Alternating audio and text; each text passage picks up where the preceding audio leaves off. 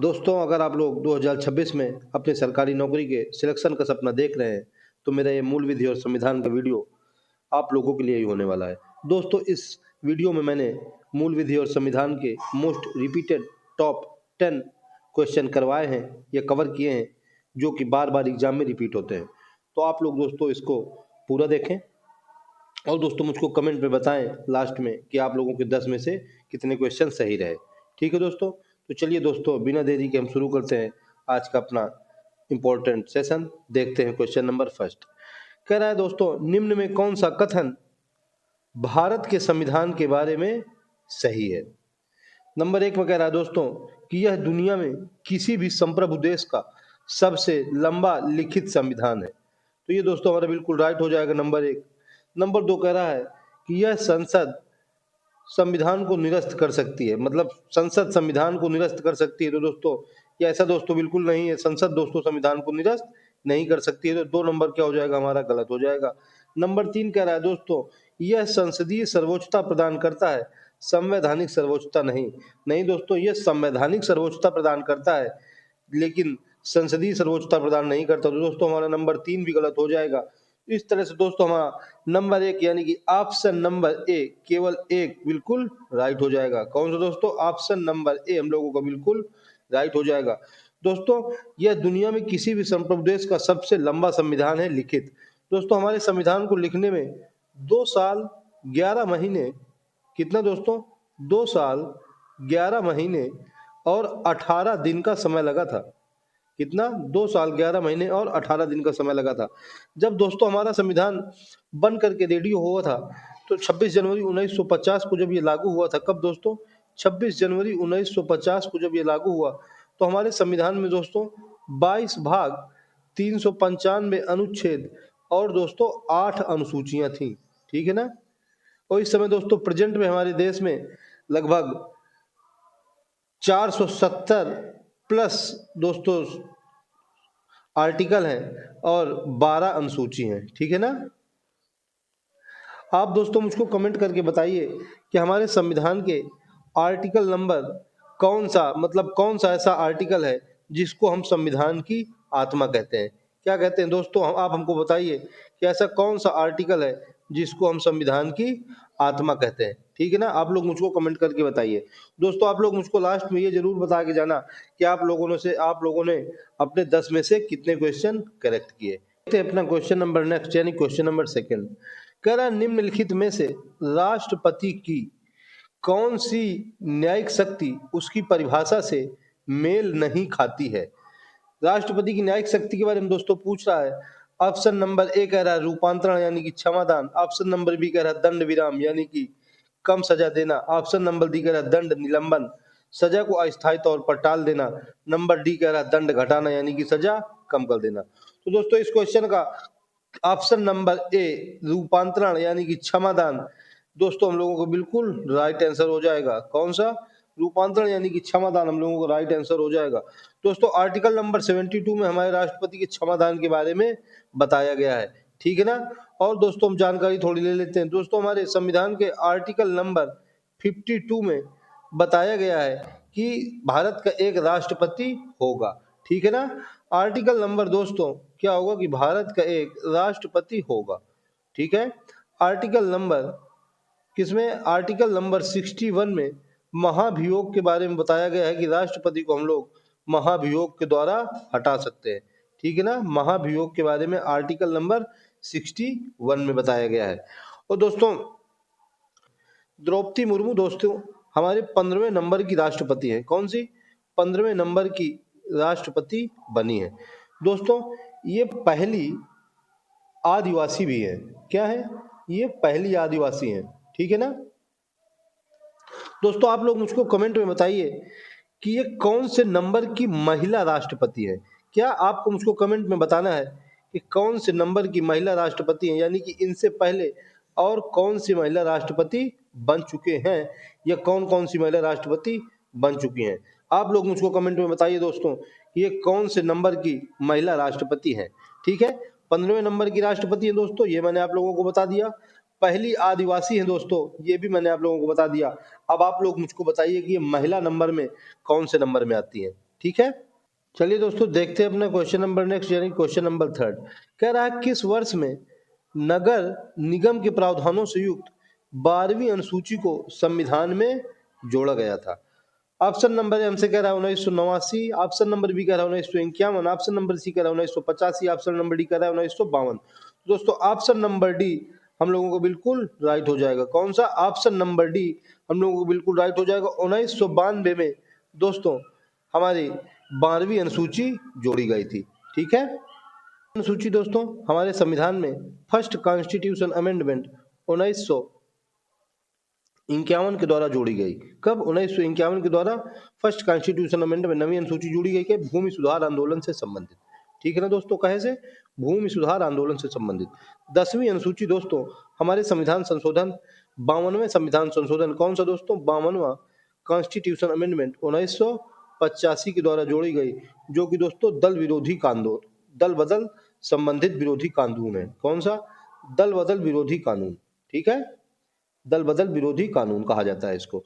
दोस्तों 11वां अनुसूची हमारे संविधान में 1992 में, जो कि 73वें संविधान संशोधन के द्वारा जोड़ी गई, 73वें कॉन्स्टिट्यूशन अमेंडमेंट के द्वारा, ये दोस्तों ग्राम पंचायत से संबंधित है। कहे से? ग्राम पंचायत से। और 12वीं अनुसूची दोस्तों अभी मैंने आप लोगों को बताई कि 12वीं अनुसूची 1992 में ये भी जोड़ी गई। ये दोस्तों 74वें संविधान संशोधन के द्वारा जोड़ी गई। ये दोस्तों नगर निकाय से संबंधित है। किससे? नगर निकाय से संबंधित है। ठीक है। चलिए दोस्तों देखते हैं अपना question number next, question number 4। दोस्तों आप लोग मुझको कमेंट में लास्ट में बता के जरूर जाना कि आप लोगों ने 10 में से कितने अपने क्वेश्चन सही किए। ठीक है दोस्तों। तो दोस्तों ऐसे इंपॉर्टेंट क्वेश्चन के लिए चैनल को सब्सक्राइब कर लीजिए। ठीक है। चलिए देखते हैं अपना क्वेश्चन नंबर 10। वो 4 कह रहा है 1 लाख से ज्यादा की जनसंख्या लेकिन 10 लाख से कम जनसंख्या के शहर का प्रशासन करने वाली शहरी स्थायी निकाय कौन सी है? ऑप्शन नंबर ए कह रहा है दोस्तों ग्राम पंचायत, ऑप्शन नंबर बी कह रहा है नगर पालिका, ऑप्शन नंबर सी कह रहा है महानगर पालिका, ऑप्शन नंबर डी कह रहा है नगर पंचायत। तो दोस्तों ऑप्शन नंबर सी महानगर पालिका हम लोगों को क्या हो जाएगा? बिल्कुल राइट हो जाएगा। ठीक है। ऑप्शन नंबर सी महानगर पालिका हम लोगों को क्या हो जाएगा? बिल्कुल राइट हो जाएगा।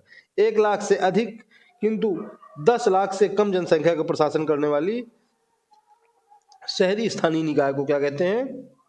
महानगर पालिका कहते हैं। ठीक है। और दोस्तों 20,000 से दोस्तों ज्यादा, 20,000 प्लस लेकिन 3 लाख से कम, 20,000 से ज्यादा और 3 लाख से कम, इसको हम लोग दोस्तों क्या कहते हैं? इसको हम लोग नगर पालिका कहते हैं। क्या कहते हैं दोस्तों? नगर पालिका। 20 लाख से ज्यादा और 3 लाख से कम। और जो दोस्तों नगर पंचायत होती है, इसमें दोस्तों 10,000 से लेके दोस्तों कितना? 10,000 से 20,000 तक, 10,000 से 20,000 तक ये हमारे होते हैं नगर पंचायत में। ठीक है। ऑप्शन नंबर सी महानगर पालिका हम लोगों को क्या हो जाएगा? बिल्कुल राइट हो जाएगा। दोस्तों मैं आप लोगों से लाइक और सब्सक्राइब करने के लिए नहीं कहूँगा, लेकिन दोस्तों मैं आप लोगों से कमेंट करने के लिए जरूर कहूँगा कि आप लोग मुझको कमेंट करके बताएं कि आप लोगों ने से 10 क्वेश्चन में से कितने क्वेश्चन सही किए। ठीक है। चलिए देखते हैं अपना क्वेश्चन नंबर नेक्स्ट, यानी क्वेश्चन नंबर 5। कह रहा निम्नलिखित अधिनियमों को सबसे पहले पारित होने से लेकर सबसे बाद में पारित होने वाले कालक्रम के अनुसार लगाइए। ठीक है। तो दोस्तों मानव अधिकार संरक्षण अधिनियम, ये दोस्तों कब आया था? ये आया था 1993 में। कब आया था दोस्तों? ये आया था 1993 में। ठीक है। फिर हमसे कह रहा है सूचना अधिकार अधिनियम, ये दोस्तों आया था 2005 में। ठीक है। फिर हमसे कह रहा है दोस्तों दहेज प्रतिषेध अधिनियम, दहेज प्रतिषेध अधिनियम ये दोस्तों कब आया था? ये आया था 1961 में। ठीक है। फिर हमसे कह रहा है बच्चों को निःशुल्क और अनिवार्य शिक्षा अधिकार अधिनियम, ये दोस्तों 86वें संविधान संशोधन के द्वारा 2002 में आया था। ठीक है। तो हमसे कह रहा था कि कालक्रम के अनुसार लगाइए। तो दोस्तों 3 नंबर हमारा सबसे पहले आ जाएगा, फिर 3 नंबर के बाद आ जाएगा 1 नंबर, फिर आ जाएगा 4 नंबर, फिर आ जाएगा 2 नंबर। यानी कि क्या आ जाएगा दोस्तों? 3 1 4 2। तो कौन सा ऑप्शन? 3 1 4 2, ऑप्शन नंबर ए हम लोगों को क्या हो जाएगा? बिल्कुल राइट हो जाएगा। ऑप्शन नंबर ए क्या हो जाएगा? बिल्कुल राइट हो जाएगा। ठीक है। दोस्तों जो बच्चों को निःशुल्क और अनिवार्य शिक्षा का अधिकार अधिनियम है, ये दोस्तों 86वें कॉन्स्टिट्यूशन अमेंडमेंट 2002 के द्वारा जोड़ा गया, जिसके तहत दोस्तों आर्टिकल 21A जोड़ा गया, जो कि हमें मौलिक अधिकार में जोड़ा गया, और ये हमें बताता है कि 6 से 14 वर्ष के बच्चों के लिए निःशुल्क शिक्षा देना अनिवार्य मौलिक अधिकार है।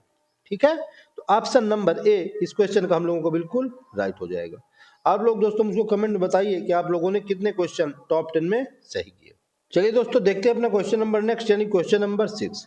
कह रहा नीति निर्देशक सिद्धांतों में परिवर्तन के लिए एक संवैधानिक संशोधन की आवश्यकता होती है, जिसे निम्न के द्वारा पारित किया जाना आवश्यक होता है। तो हमसे कह रहा है कि नंबर 1 संसद के दोनों सदन, यानी कि दोनों सदन की आवश्यकता होती है। नंबर 2 में कह रहा है कि संसद में उपस्थित 2/3 सदस्यों का अनुमोदन और मतदान की आवश्यकता होती है। तो दोस्तों ऑप्शन नंबर बी 1 और 2 हम लोगों को दोनों राइट हो जाएगा। तो दोस्तों 2/3 सदस्यों का अनुमोदन और मतदान की आवश्यकता होती है, और दोनों सदन की आवश्यकता होती है। तो दोस्तों नीति निर्देशक सिद्धांत है, ये हमारे संविधान के भाग 4 में आर्टिकल नंबर दोस्तों 36 से लेके 51 तक में बताए गए हैं। ठीक है ना। जो दोस्तों हमारा आर्टिकल नंबर 40 है, ये दोस्तों हमको ग्राम पंचायत के गठन के बारे में बताता है। किसके बारे में दोस्तों? ग्राम पंचायत के गठन के बारे में बताता है। जो दोस्तों आर्टिकल नंबर 50 है, ये दोस्तों हमको पृथककरण के बारे में बताता है कि हमारा राज्यपालिका और न्यायपालिका का पृथककरण कैसे होगा। आप लोग दोस्तों मुझको कमेंट में बताइए कि हमारा आर्टिकल नंबर 51 ये किससे संबंधित है। कौन सा दोस्तों? आर्टिकल नंबर जो 51 है ये हमारा किससे संबंधित है? आर्टिकल नंबर 51 ये हमारा किससे संबंधित है? आप लोग जरा मुझको कमेंट में बताइए। तो देखते हैं अपना क्वेश्चन नंबर नेक्स्ट, यानी कि क्वेश्चन नंबर 7। कह रहा है यदि किसी नागरिक के सूचना अधिकार अधिनियम के अंतर्गत अपील और दूसरी अपील के उपाय समाप्त हो गए हैं, तो वह संविधान के अनुच्छेद ... यानी कि खाली स्थान के अधीन उच्चतम न्यायालय में जा सकता है। क्या कह रहे हैं कि जब अपील और दूसरी जो अपील है उसके सब उपाय समाप्त हो गए हैं, तो डायरेक्ट कैसे जा सकता है उच्चतम न्यायालय में? तो दोस्तों ऑप्शन नंबर बी अनुच्छेद 32 के तहत जा सकता है। कौन सा? ऑप्शन नंबर बी क्या हो जाएगा हम लोगों को बिल्कुल राइट हो जाएगा। दोस्तों अनुच्छेद 32 को हमारे संविधान की आत्मा कहा गया है, जिसको कि बी.आर. अम्बेडकर ने कहा है। क्या कहा है? बी.आर. अम्बेडकर ने अनुच्छेद 32 को संविधान की आत्मा कहा है। ठीक है ना। चलिए हम और ऑप्शन देख लेते हैं। ये दोस्तों हमारा जो अनुच्छेद 224 दिया हुआ है, ये अनुच्छेद 224 क्या होता है? ये अतिरिक्त कार्यकारी न्यायाधीश के बारे में दोस्तों हाई कोर्ट में की जो राष्ट्रपति हैं, कि जैसे हाई कोर्ट में ज़्यादा काम हो या ज़्यादा फाइलें पेंडिंग पड़ी हो, तो राष्ट्रपति क्या करते हैं? अतिरिक्त न्यायाधीश की नियुक्ति कर सकते हैं। क्या? अतिरिक्त न्यायाधीश। ठीक है, अतिरिक्त न्यायाधीश की नियुक्ति राष्ट्रपति कर सकते हैं आर्टिकल 224 के अंतर्गत। दोस्तों जो आर्टिकल 74 है, ये बताता है कि जो राष्ट्रपति हैं, कौन? ये जो राष्ट्रपति हैं अपने द्रौपदी मुर्मू जी, उनके जो काम है, तो उनको सहायता देने के लिए और उनको सलाह देने के लिए प्रधानमंत्री सहित पीएम सहित दोस्तों, जिसका कि पीएम हेड होगा, एक मंत्री परिषद होगी। यानी कि मंत्री परिषद के बारे में बताते हैं कि जो राष्ट्रपति को उनके कामों के सलाह के लिए मंत्रिपरिषद का गठन होगा। ठीक है। ये दोस्तों आर्टिकल 236 है, ये दोस्तों हमको बताता है अधीनस्थ न्यायालय के बारे में। ठीक है। अब दोस्तों यहाँ जगह नहीं तो मैं नहीं लिख रहा हूँ। तो दोस्तों अधीनस्थ न्यायालय के बारे में आर्टिकल 236 में बताया गया है। तो दोस्तों हमारे क्वेश्चन का आंसर जो है वो ऑप्शन नंबर बी क्या हो जाएगा? बिल्कुल राइट हो जाएगा। आर्टिकल 32 के तहत हम डायरेक्ट दोस्तों उच्चतम न्यायालय में जा सकते हैं। भीमराव अंबेडकर ने इसी को संविधान की आत्मा कहा है। चलिए दोस्तों देखते हैं अपने क्वेश्चन नंबर नेक्स्ट, यानी क्वेश्चन नंबर 8। कह रहा है इनमें से कौन सा विषय राज्य सूची के अंतर्गत आता है? तो राज्य सूची के अंतर्गत दोस्तों कौन से विषय आते हैं जिसमें राज्य को कानून बनाने के अधिकार होते हैं? ठीक है। तो नंबर 1 में कह रहा है जनसंख्या नियंत्रण और परिवार नियोजन। नंबर 2 में कह रहा है भूमि और भवन कर। नंबर 3 में कह रहा है श्रमिक संघ, औद्योगिक एवं श्रमिक विवाद। नंबर 4 में कह रहा है बेरोजगारी और रोजगार। दोस्तों हम लोगों का ऑप्शन नंबर बी भूमि और भवन कर क्या हो जाएगा? बिल्कुल राइट हो जाएगा। कौन सा दोस्तों? ऑप्शन नंबर बी क्या हो जाएगा हम लोगों को? बिल्कुल राइट हो जाएगा। दोस्तों हमारे संविधान की 7वीं जो अनुसूची है, उसमें हमारे केंद्र और राज्य के जो कार्य हैं, उनकी शक्ति के मतलब बंटवारे के बारे में बताया गया है। तो इसमें 3 अनुसूची बताई गई हैं। राज्य सूची, नंबर 2 दोस्तों संघ सूची, नंबर 3 समवर्ती सूची। ठीक है ना। तो इस तरह से दोस्तों इस क्वेश्चन का हमारा ऑप्शन नंबर बी क्या हो जाएगा, बिल्कुल राइट हो जाएगा। दोस्तों देखते हैं अपना क्वेश्चन नंबर नेक्स्ट, यानी कि क्वेश्चन नंबर 9। दोस्तों आप लोग मुझको कमेंट में जरूर बताना कि आप लोगों ने टॉप 10 में से अपने कितने क्वेश्चन जो है वो करेक्ट किए। ठीक है ना, आप लोग कमेंट में मुझको बताना दोस्तों कितने क्वेश्चन आप लोगों ने करेक्ट किए। दोस्तों कह रहा है कि अनुसूचित जनजातियों के लिए लोकसभा में कितनी सीटें आरक्षित हैं। तो दोस्तों अनुसूचित जनजाति के लिए 47 सीटें आरक्षित हैं। तो दोस्तों ऑप्शन नंबर ए क्या हो जाएगा, हम लोगों को बिल्कुल राइट हो जाएगा। ठीक है ना दोस्तों, ऑप्शन नंबर ए क्या हो जाएगा, बिल्कुल राइट हो जाएगा। दोस्तों जो हमारा संविधान संशोधन हुआ था, 89वां संविधान संशोधन 2003, इसके तहत दोस्तों NCSC यानी कि national commission for schedule caste और national commission for schedule tribe, NCSC और NCST एक्ट पारित किया गया, जिसके तहत दोस्तों आर्टिकल 338 और 338 ए दोनों जोड़े गए। ठीक है ना, 338 और 338 ए, यानी कि NCSC के बारे में, राष्ट्रीय अनुसूचित जाति आयोग के बारे में दोस्तों आर्टिकल 338 और राष्ट्रीय अनुसूचित जनजाति के आयोग के बारे में आर्टिकल 338 ए में बताया गया है। ठीक है ना। तो दोस्तों 89वां संविधान संशोधन हुआ 2003 में, जिसके तहत national commission for schedule caste और national commission for schedule tribe जोड़ा गया आर्टिकल 338 और आर्टिकल 338 ए में। तो दोस्तों इस क्वेश्चन का ऑप्शन नंबर ए 47 हम लोगों को बिल्कुल राइट हो जाएगा।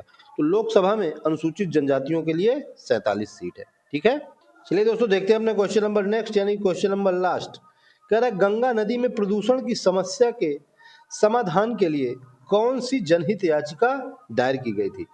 तो दोस्तों नंबर ए कह रहा है SP गुप्ता बनाम भारत संघ, नंबर बी कह रहा है परमानंद कटारा बनाम भारत संघ, नंबर सी कह रहा है MC मेहता बनाम भारत संघ, नंबर डी कह रहा है बंधुआ मुक्ति मोर्चा बनाम भारत संघ। तो दोस्तों option number C MC Mehta बनाम भारत संघ हम लोगों को बिल्कुल राइट हो जाएगा।